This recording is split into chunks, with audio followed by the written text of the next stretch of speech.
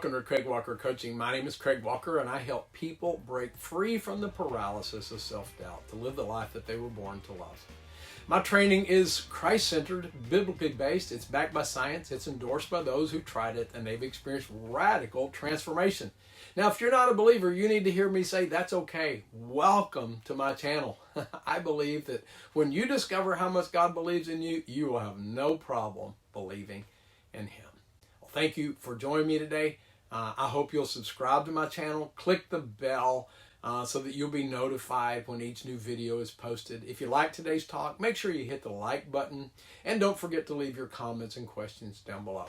Well, today I'm talking on the subject of don't get hijacked. And I'm talking specifically about things that hijack our identity.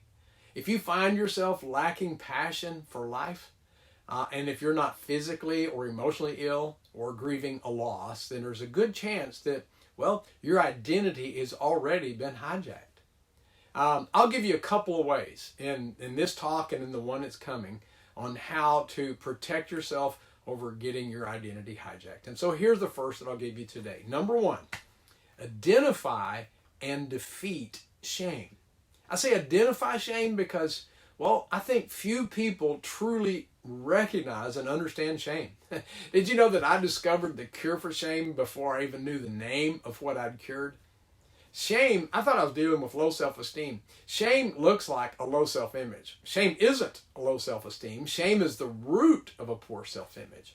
Shame is that painfully, intensely painful feeling that, well, that I'm not enough, that I'm not worthy of love and belonging.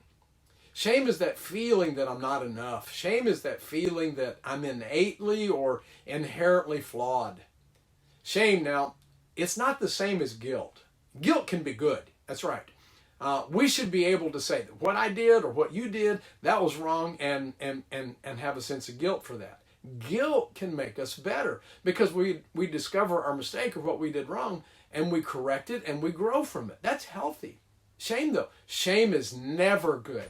Shame never makes anyone better. Guilt says I did something wrong. Shame said I did something wrong because something's wrong with me. Shame, it's a judgment. It's a judgment we make about ourselves.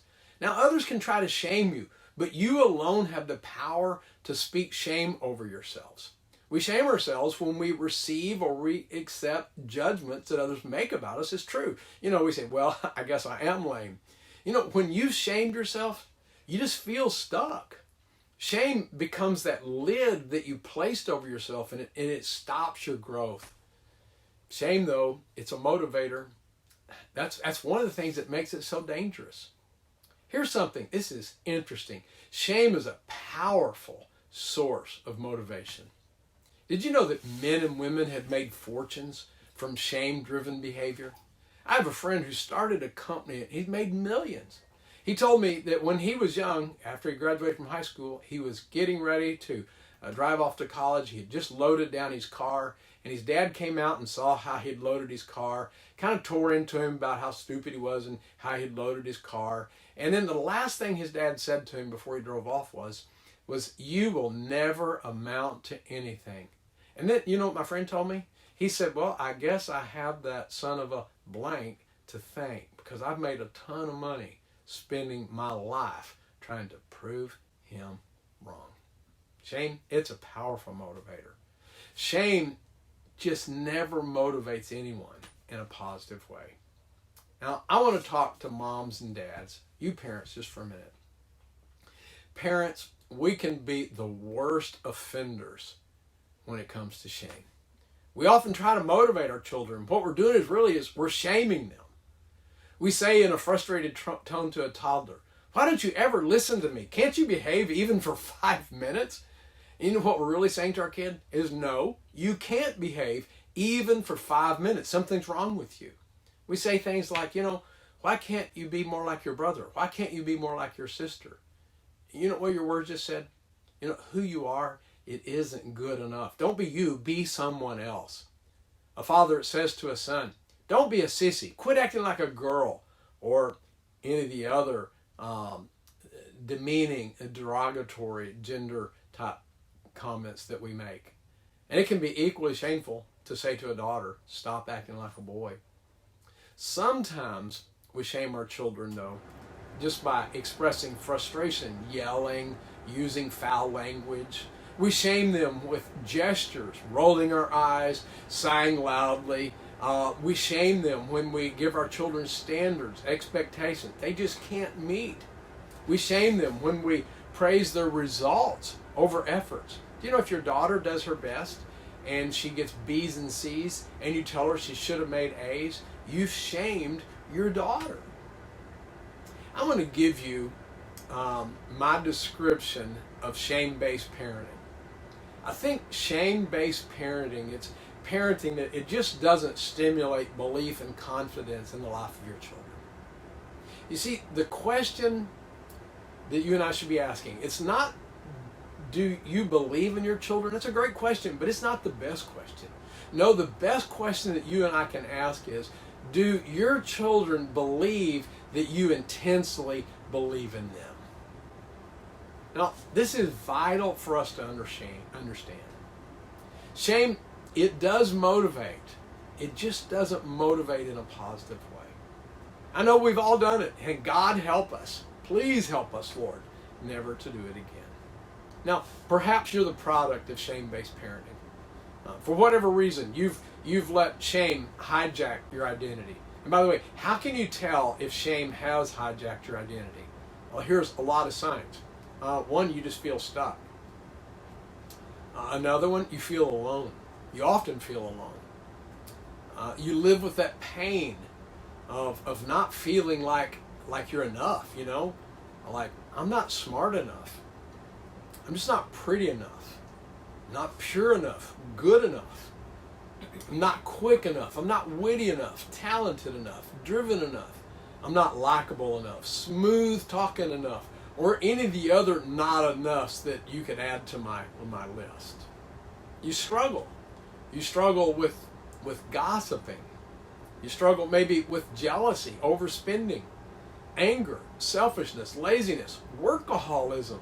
You've got to prove that nothing's wrong with you. Perfectionism. How about pornography? And any of the other self-numbing behaviors and addictions. You find yourself avoiding failure. Anything that would put you in a position where you might fail, you'll avoid it. You may blame others. You may be an excuse maker. You're not honest with yourself, and you're certainly not honest with others. You're a pretender. You speak shame on yourself. It sounds like this, you know. You are so lame. You should have known better. Or, what's the matter with you? Why are you so lazy? When will you ever learn? Or, I wished I were as smart as. Or, I wished I were more like.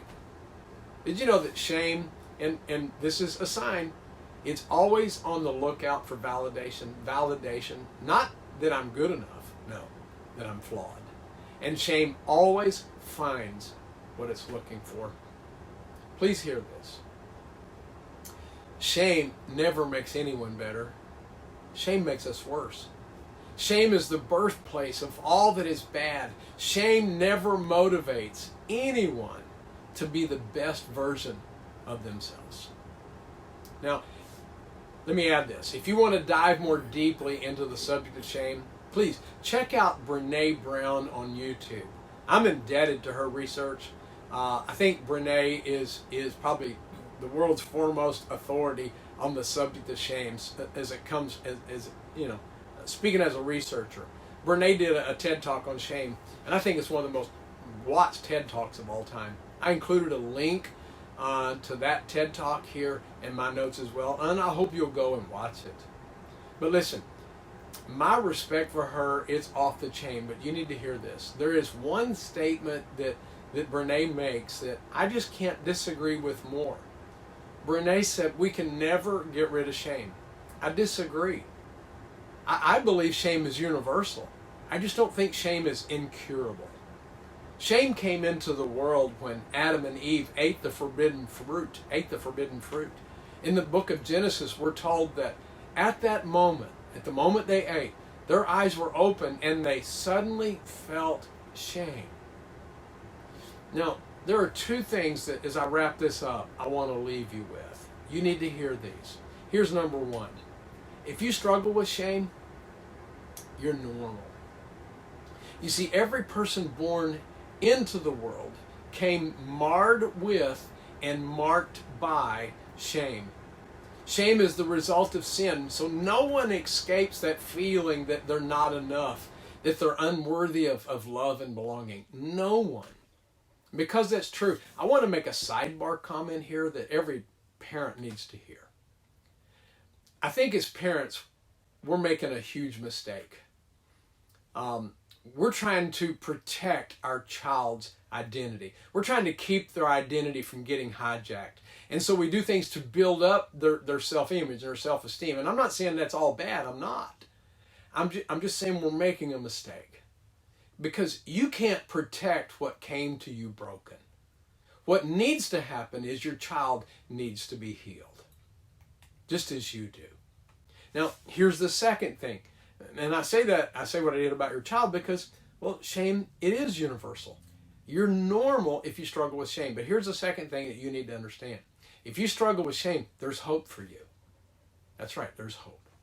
While I believe the answer to shame is the good news of Jesus Christ, you also need to hear me say, I don't believe the answer is as easy as get saved and get rid of shame. I wish it were that easy, but it's just not. I got saved. I thought I'd found the cure for shame. I thought Jesus healed me of everything, and I continued to struggle with my sense of shame. And I thought, God heals, he just didn't heal me. That's frustration. That's discouragement. The answer is, yes, trust Jesus. But we must also learn how to trust him in a way that we've never trusted him with our identity. Trusting Jesus with your identity requires following a proven process that destroys wrong thinking and leads us to build right thoughts about ourselves and what God says. That's why I wrote my course, Truly a Masterpiece. In this course, you will learn specifically how to lean into God's goodness and love and experience Jesus' healing that he offers for your brokenness. Listen, what Jesus said when he walked to earth is just as true today as if he were to physically touch you, you can still be healed. Jesus said this, the Spirit of the Lord is on me. He has anointed me to bring good news to the poor. He has sent me to proclaim that captives will be released and that the blind will see, that the oppressed will be set free. You do not have to live with the belief that you're flawed, that you're unworthy of love and belonging. You can be healed, listen, in as little as 8 to 9 weeks. If you struggle with shame, let me encourage you, please sign up for my course, Truly a Masterpiece. You can win over shame and shame-driven behavior and learn to love that person that God created you to be. You can learn to live with more joy, more peace, more confidence than you've ever imagined. That's right. Well, that's all I have to tell you today. Make sure you ring the bell or click the bell so that you're notified when the next video is posted, because I'm going to tell you another way that we often get our identity hijacked. And this may be the most surprising way of all. Make sure you tune in again. And listen, if you have a comment or question, please leave it down below. Thanks again for checking out my channel. And until next week, may the Lord help you to live the life that you were born to love.